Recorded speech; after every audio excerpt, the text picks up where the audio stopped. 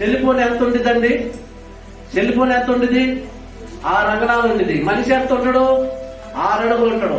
6 అడుగులు మనిషి 6 అంగళాల cell phone కి బానిస అయిపోయింది ఈ రోజు. మనిషి ఎన్ని అడుగులు? 6 అడుగులు. ఈరోజు ప్రియులారా ఎక్కువగా సెల్ ఫోన్ లో ఎక్కువగా ప్రియులారా టైం స్పెండ్ చేయటం కానీ ఎక్కువగా సెల్ ఫోన్ చూసేది ఇసుకే చెబుతున్నారు. ఏం చేయమన్నాడండి?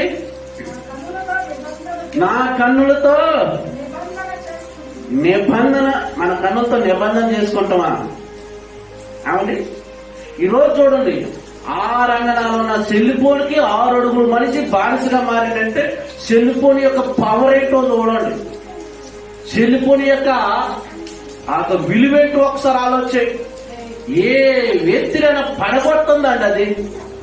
దాంట్లో ఒకసారి మూతి పెడితే బ్యాటరీలో ఛార్జింగ్ అయిపోవాలి, బ్యాలెన్స్ అని అయిపోవాలి. అప్పటిదాకా ఈ అమ్మగారు అయ్యగారు కదలడం.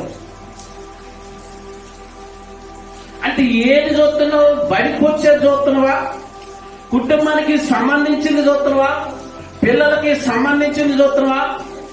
నీ లైఫ్ లో మంచి జరగాలని మంచి మంచి మాటలు మనం వినగలుగుతున్నాం. ఈరోజు మన కన్నులతో నిబంధన చేసుకోవాలి. చాలా మంది అంటారు ఈ సెల్ ఫోన్ చూసి మేము నా చదువు సంబంధించిందిలే, నాకైతే నా గ్రూప్ లో నా సార్లు పెట్టినలే. ఎంత ఏమర్థమైంది? తన జీవితం ఏమర్థమైంది? అందుకని కదా చాలా మంది చదువులో వెనకబడిపోయేది, చదువులో సరైనగా సబ్జెక్ట్ అర్థం కాకపోయేది, సరిగా సబ్జెక్ట్ ని మంచిగా చదవకపోవటానికి, సబ్జెక్ట్ లో మంచిగా పాస్ కాకపోవటానికి, సబ్జెక్ట్ లో మంచిగా రిజల్ట్ రాకుండా ఉండటానికి రాత్రంతా సెల్ ఫోన్ లో మూతి పెట్టి పొద్దున్న కాలేజీ పోతే నిద్ర రాకపోతే ఏమొచ్చిందండి? ఈరోజు చూడండి చాలా మంది కూడా దైవజనులు చెప్పే వాక్యాన్ని జాగ్రత్తగా వింటారు కానీ చర్చిలో ఇంటి వేళకు మాత్రం ఈ చెప్పిన వాక్యం మళ్ళీ తెల్లారి చెప్పమన్నా కానీ చెప్పం. మన మనసు మొత్తం టీవీ మీద, సెల్ ఫోన్ మీద, సీరియల్ మీదనే వెళ్ళిపోతాం. అందుకని ప్రియులారా